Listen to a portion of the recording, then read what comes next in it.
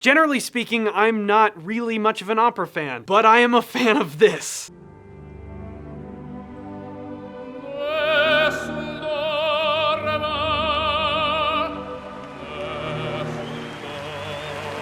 There are a number of things about this particular piece, Nessun Dorma, written of course by Giacomo Puccini for the opera Turandot. And before you guys go to the comments, let's just listen. Turandot, Turandot. I know there's a debate, okay? The name is Persian, but it's an Italian opera written by Puccini. Persian pronunciation might be Turandot, but the Italian pronunciation would be Turandot. I don't know. I flipped the coin. I don't care. We're going with Turandot. I'm sorry. Write your angry letters in the comments below. But this piece, to me, spoke in a different way than many of the pieces in opera that I have heard before, which granted is not a ton. But to put it simply, I have always felt like the harmony in Nessun Dorma is quite modern. And the first thing that we get is not necessarily that modern harmony, but rather just something that caught my ear right off the bat.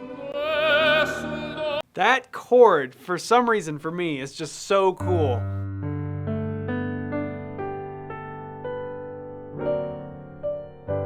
And all it is, it's really simple. It's just a 5-1. We're sitting here in the key of G for a second, right? Or at least that's the chord that we played to kind of build up to the intro here.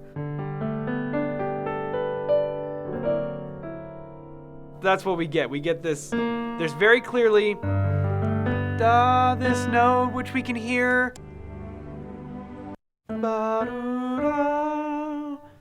We hear that right there in the violins. Or maybe violas. Our melody is D.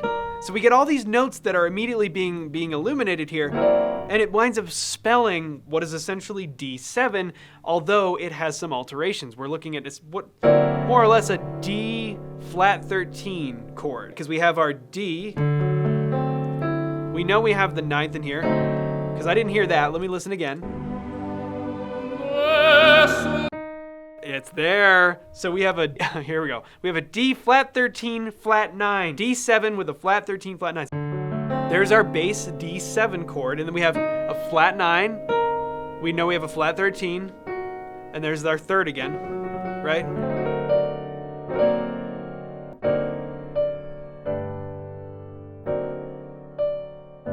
That's a gorgeous resolution. We're able to hold that melody note over top of everything.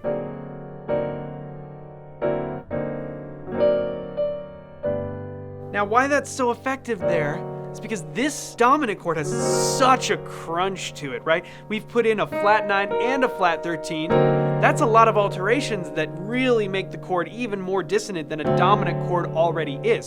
So we get this extra dissonance layered on top of it. And we still have our melody sitting nicely on the top of everything. And then it just releases, fully releases. So we have our...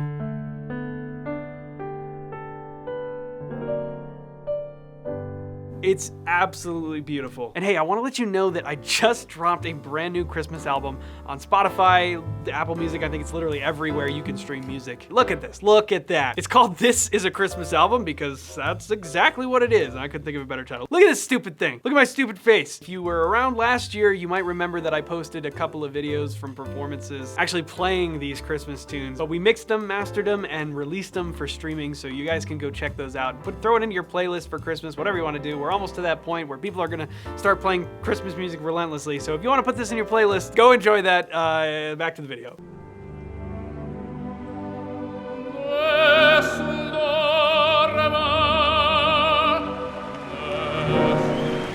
We're gonna keep playing with that back and forth, right?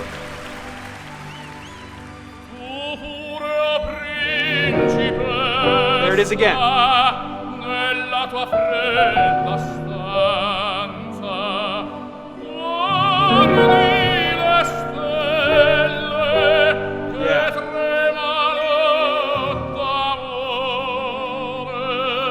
Go. We're dealing with this D7, flat 9, flat 13, to our 1 chord, our G major, which is our home bass in this particular part of the aria.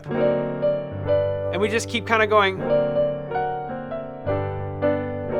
As the melody plays around with that, our chords just stay right there. That's the harmony. It's pretty simple and it just goes back and forth, but it's so beautiful and creates this constant Okay, resolution. Wow, that's a lot of tension. Resolution. Wow, even more tension. Here we go again. Resolution. Oh my God, we're bringing that tension back. Resolution. We're just going back and forth between these two things. 1, 5, 1, 5, 1, 5. It sounds more complex than it really is. And that's because we're just using a 5 chord that has some pretty intricate upper extension alterations to the chord. And once again, upper extensions, anything that we have changed about this chord beyond the first octave. We have our major chord tones, our primary chord tones, 1, 3, 5, 7, right? And then beyond that, we start changing stuff. So we have our 9, which we've made flat. We have our 13, which we've made flat also. And that's how we get this nice crunchy chord. But at the basis of it, once again, it's just 1, 5, 1, 5, 1, 5. And that brings us to our next part.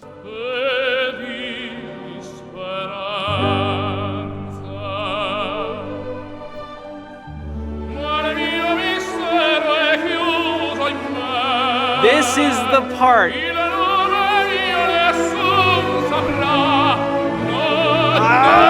Okay, wait.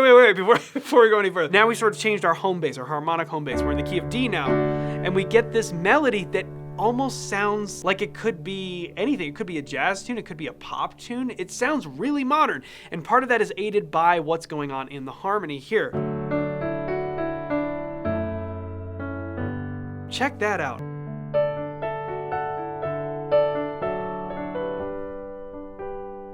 I don't know, you could phrase it like a pop tune or some kind of ballad or something like that, and it would really work well. And that's because really all we're doing here is we have our 1 chord, and then that goes to our 4 chord. And you're gonna see as we go through this section that the harmony in this part is really simple.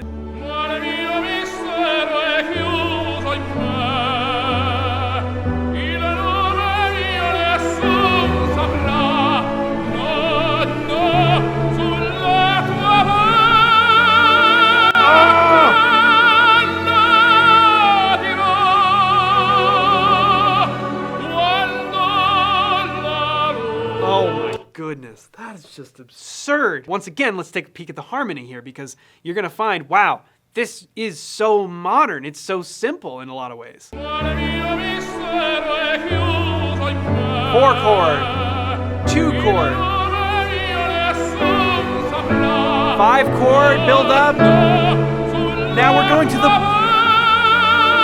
1 chord, but you'll notice we didn't resolve it. Now, we've talked about this in the past. When we play the 1 chord, but we don't put that 1 in the bass as the root note, it can give all types of feelings. We can leave it on a 5. And now it feels like, well, that is the 1 chord, but there's no way we're done yet. Normally, we might hear something like before the actual resolution. In this case, it's a 3rd, which does a similar thing, although it's not hung up as much as a 5 is. When we hear this, the 1 chord over its 5 over the A, so in this case it's D major over A, that really tells us, hey, we're not home yet. We've got some other stuff to do before we wind up drawing this together and tying a bow on it. But when we put the 3rd in the root, check this out.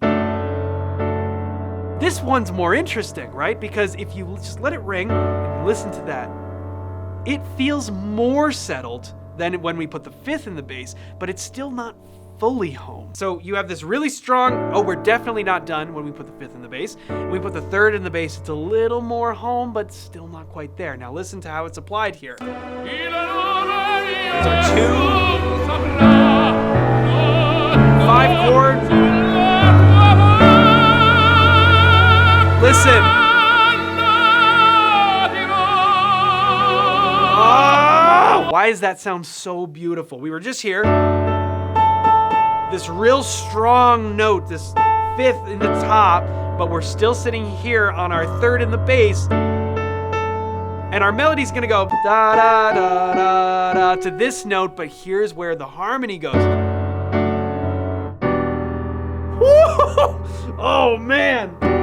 That is absolutely gorgeous. It has such a modern sound to it.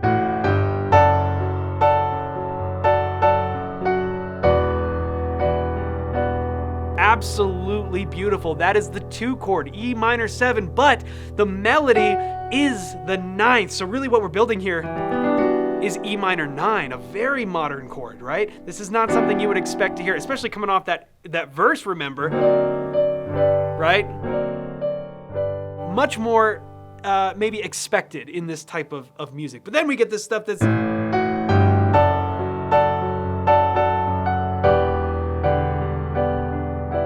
Now, I don't know if it's explicitly written as a 7th chord, but I do know that the melody is that 9th, right? So whether the 7th is really there or not, we kind of can hear it in that manner, and it does have this very modern sounding quality to it. And of course, it's astoundingly beautiful. And so if you're not an opera person, you can listen to this and really get some of what people do really love about opera. And you can be like, oh, okay, I can see how this could draw you in. Ooh, here we are. Remember what we just talked about, the 1 chord with the 5 on the bass. There we are. That's exactly it. Hear that 5th in the bass. And then we go ahead and turn it into the actual 5 chord, which is exactly what we said sometimes happens. When you have that 5th in the bass and the 1 chord over it, we are typically going to now hear a 5 chord before it resolves or goes somewhere else. Ah, like that. Goes to the 4, right? Except it's going to bring us back into a verse. Now listen to this.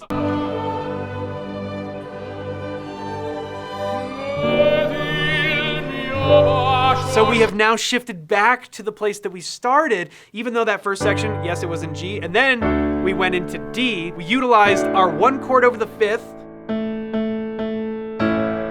and then the 5 chord, and a deceptive cadence to what sounds like the 4, but it's going to propel us back into that verse, which is going to be in the key of G major. So everything here is just really, really beautifully written to lead your ear from one place to the other. Now, once we complete our second time through the verse, which is that same 5 to 1 sound, now we're going to introduce the chorus. The chorus is going to sing that same exact melody that we heard the first time when we changed into the key of D. Check it out. Here we go. 1, 4 chord, 2 chord, 5 chord. Now here we go.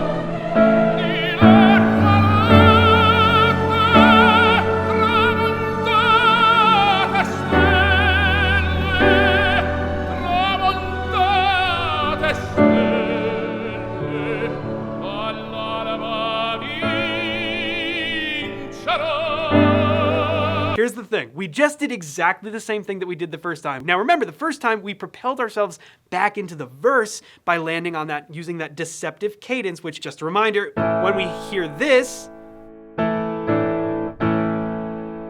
we think it's gonna resolve to the 1. But what we did the first time is we used that 5 chord to drop here to the G major chord, which feels like our 4 here, but it's our 1 in the verse, remember? Okay, so we just did the exact same thing. Now, the first time we did that, of course, it set up another verse. However, this time it sets up the finale. You guys all know what that sounds like.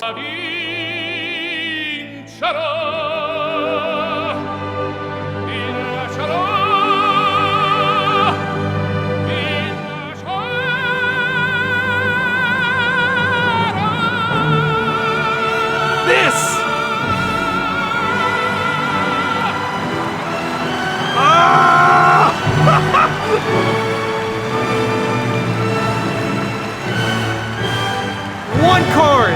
Now we've resolved it! Oh my god! We sit on that 4 chord as we have this... The melody just outlines G major. And that's what we're just sitting here, right? We're just sitting here on G major. And then it ends on the 5th. Now here's what's so beautiful about that. 2 things are happening here. We're holding out this 5th as we resolve to our 1 chord, but Pavarotti's gonna sing this and hold it as the chorus comes back in with our melody from the chorus. And our harmony is gonna follow suit.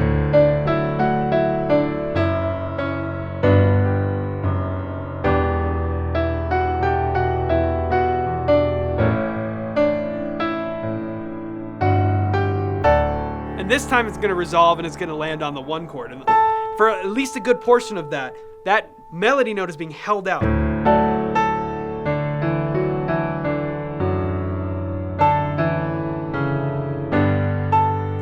Where does he drop it? Does he drop it there? One.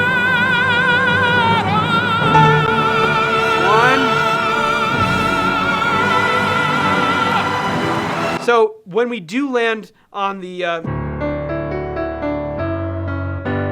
we're on a 4 chord, that melody is still being held out. What is the A relative to G? It's the 9th, right?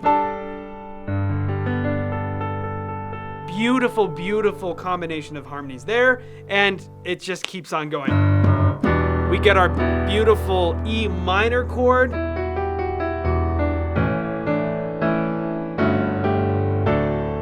And lands on our 1 chord. This could turn somebody into an opera fan. Let me know in the comments what other stuff should people like me and anybody else who's watching this video. We're not opera fans necessarily, not opposed to it, we just don't really listen to it at all. What should we be checking out? Puccini and the writing of this piece, I mean, absolutely astounding. And the performance, oh my God, the whole thing, the hints of modern harmony in there, and the beauty of this melody that just sits so perfectly over these chord changes. If there was ever a switch that could be flipped for most people to turn them into opera fans, this has got to be it. And once again, if you guys are looking for some stuff to throw on during the Christmas season this year, just a reminder that Christmas album is out everywhere that you stream music. You can listen to it for free. It's called This Is a Christmas Album because that's exactly what it is. Check that out. There'll be a link somewhere in the description below. Thank you so much for watching this video, and we will see you in the next one.